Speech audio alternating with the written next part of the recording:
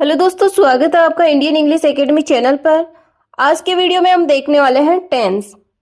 तो टेंस का मतलब होता है काल,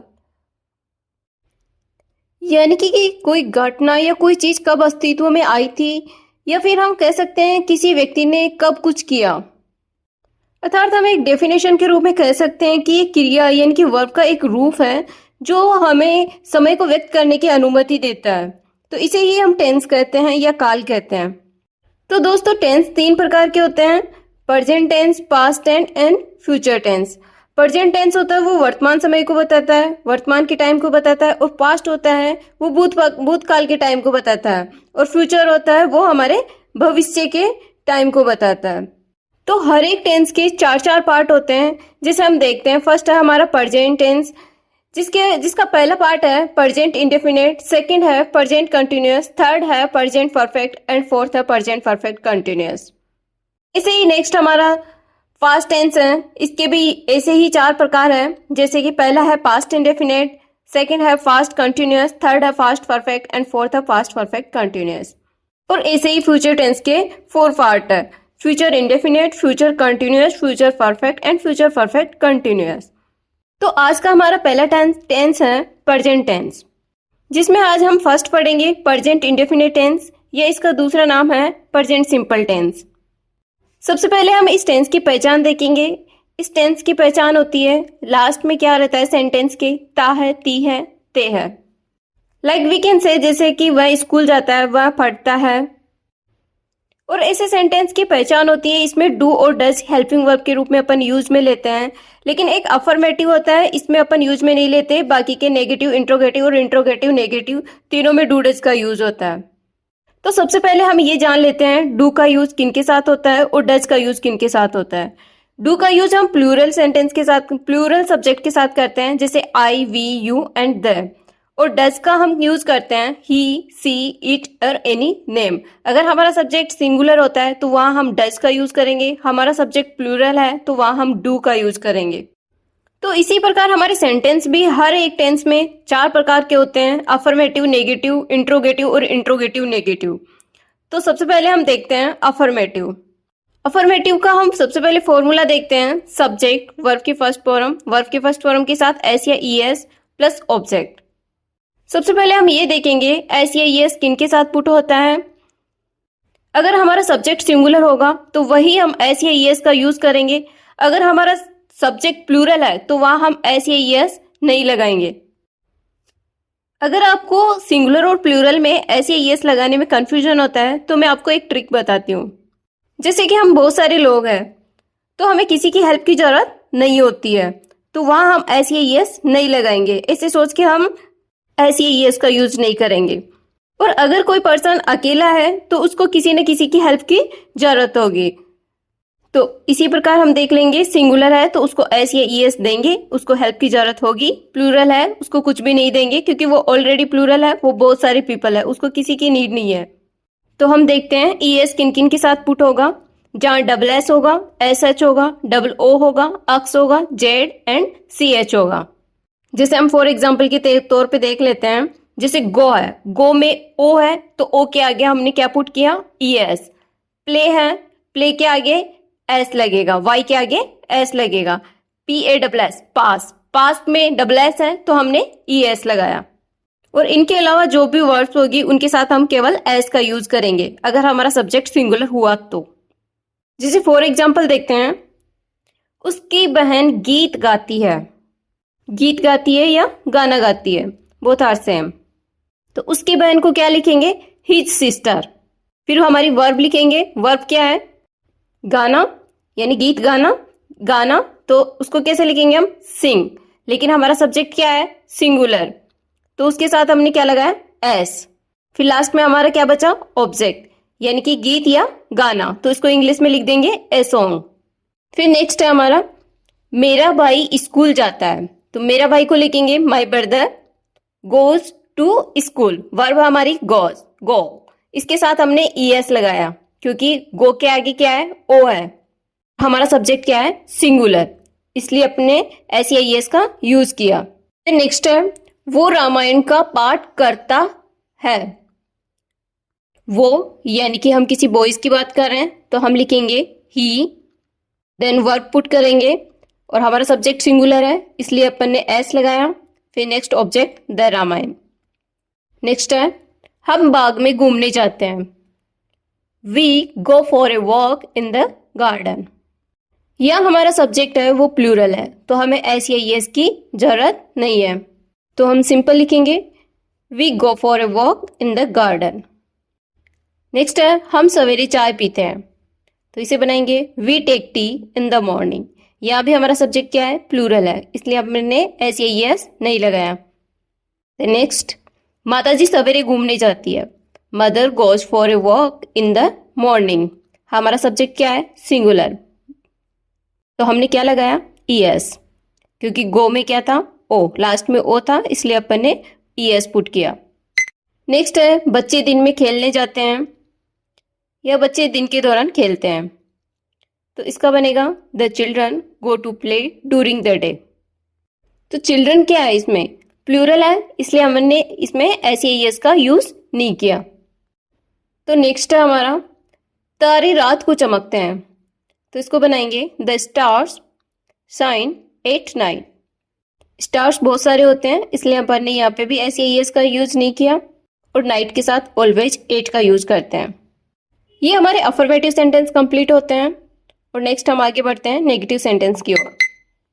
नेगेटिव सेंटेंस में हमें क्या करना है, सबसे पहले सब्जेक्ट, उसके बाद में डू डज, फिर नॉट एंड वर्ब के first form and object. Example के तौर पे देखते हैं, तुम नहीं दौड़ते हो, तो हमने यू डू नॉट रन, यानी यू हमारा प्लूरल है तो प्लूरल के साथ क्या आएगा, डू, तो you do not run. Then next है हमारा मैं नहीं खेलता हूँ, आई डू नॉट प्ले, तो आई भी हमारा क्या है, प्लूरल है, तो इसके साथ भी हम ने क्या यूज किया, डू। हम नहीं सोते हैं, we do not sleep, we क्या है, प्लूरल। देन नेक्स्ट है हमारा अजय स्कूल नहीं जाता है, तो बनेगा Ajay does not go to school. Ajay हमारा सिंगुलर है इसलिए अपन ने यूज किया डज। देन नेक्स्ट बच्चे नहीं रोते हैं, children do not weep. Children क्या होता है, प्लूरल। चिल्ड्रंस कभी नहीं होता है, चिल्ड्रन, ओनली चिल्ड्रन। चिल्ड्रन ही ऑलवेज क्या होता है, प्लूरल। तो ये हमारे नेगेटिव सेंटेंसेस कंप्लीट हो गए। देन नेक्स्ट हम आगे की ओर बढ़ते हैं इंट्रोगेटिव सेंटेंस, जिसमें हम फॉर्मूला देखते हैं। सबसे पहले डू डज लगता है इसमें, बाद में सब्जेक्ट आता है, उसके बाद में वर्ब और उसके बाद में ऑब्जेक्ट। अगर कोई WH फैमिली का वर्ड होता है तो उसको सबसे पहले पुट करते हैं, उसके बाद में हेल्पिंग वर्ब यानी कि डू डज लगाते हैं, उसके बाद में सब्जेक्ट, उसके बाद में वर्ब एंड लास्ट में object and question mark. Question mark हमें कभी भी हमें भूलना नहीं है। अगर हम क्वेश्चन मार्क नहीं लगाते हैं तो हमारा सेंटेंस रॉन्ग माना जाता है। तो हम सबसे पहले देख लेते हैं WH फैमिली के वर्ड्स कौन कौन से होते हैं। Where, what, how, why and who. तो इसमें हमारा फर्स्ट सेंटेंस है क्या तुम दौड़ते हो, यानी कि क्वेश्चन कर रही है हमसे। तो सबसे पहले हम क्या करेंगे, हेल्पिंग वर्ब लगाएंगे।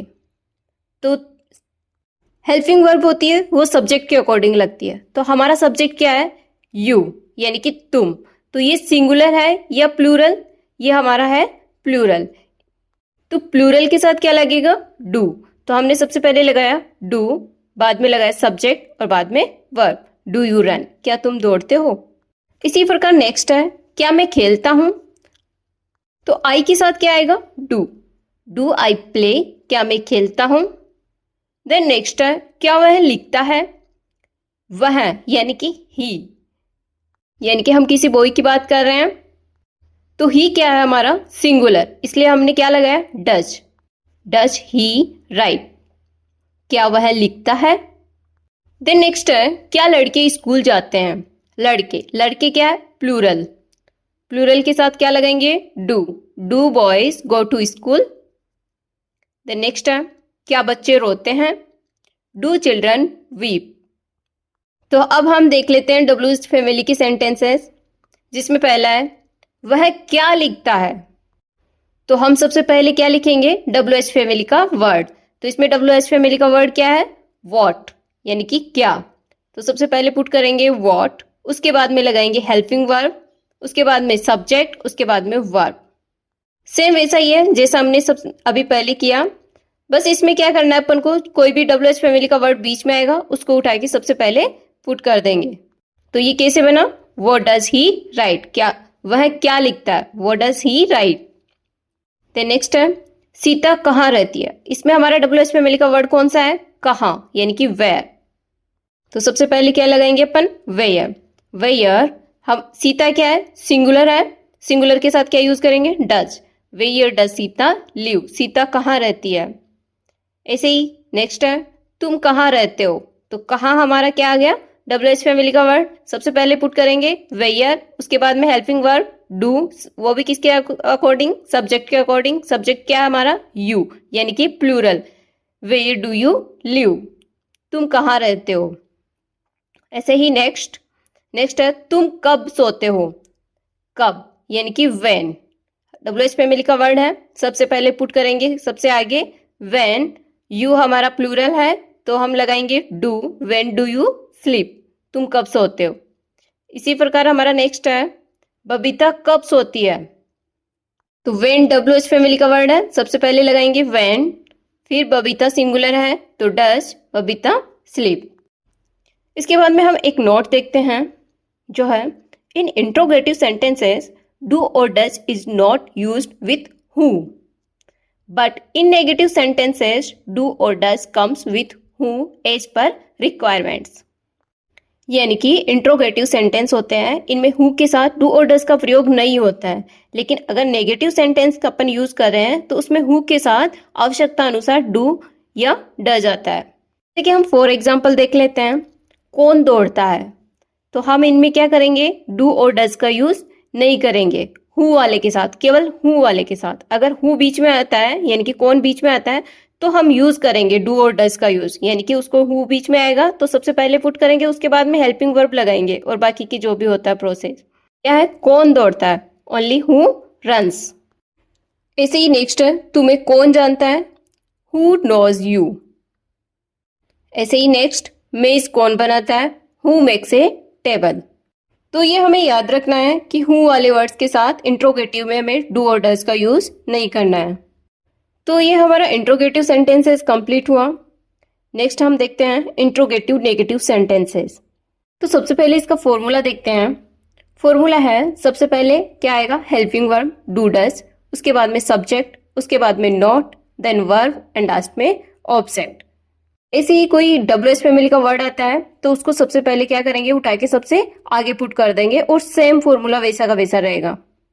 यानी कि WH फैमिली का वर्ड लिखो, उसके बाद में हेल्पिंग वर्ब जो भी हमारी है, डू डज है तो डू डज लगाओ, उसके बाद में सब्जेक्ट, और ऑलवेज हमेशा हमें ध्यान रखना है कि सब्जेक्ट के बाद में ही नोट अपन को पुट करना है, उसके बाद में वर्ब लगाओ और देन लास्ट में ऑब्जेक्ट आना है। तो एग्जाम्पल देखते हैं हम, क्या तुम नहीं दौड़ते हो।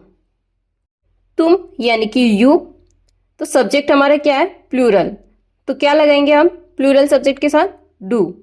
Do you not run, subject के बाद में हमेशा अपन को नॉट लगाना है, तो यू हमारा सब्जेक्ट है, यू के बाद में अपन ने क्या लगाया, नॉट। ऐसे ही नेक्स्ट है क्या मैं नहीं खेलता हूं, तो आई हमारा सब्जेक्ट है, आई के साथ अपन ने क्या लगाएंगे, डू, और सब्जेक्ट के बाद में नॉट देन वर्ब, अगर ऑब्जेक्ट होता है तो ऑब्जेक्ट लगा देंगे।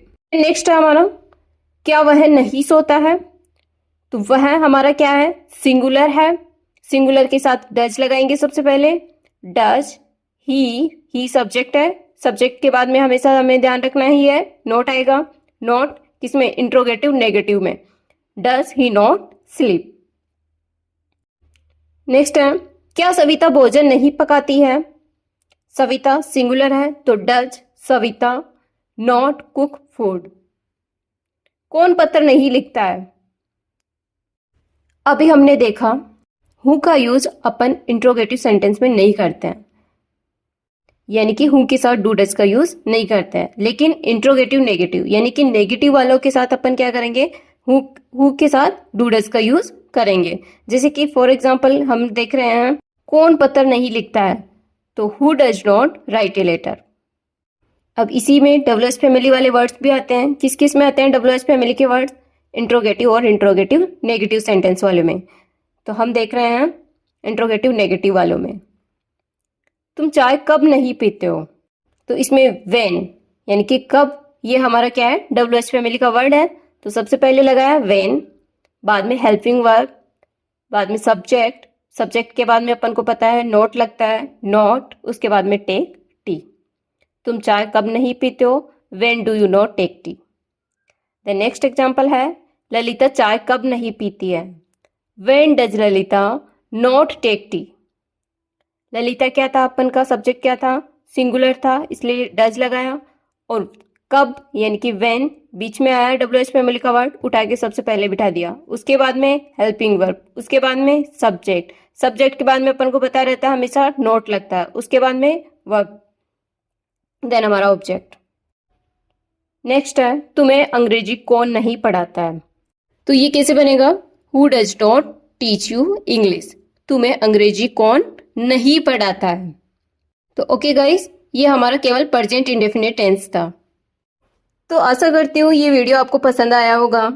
अगर ये वीडियो आपको पसंद आया है तो please subscribe, like and share जरूर करें। Thank you guys.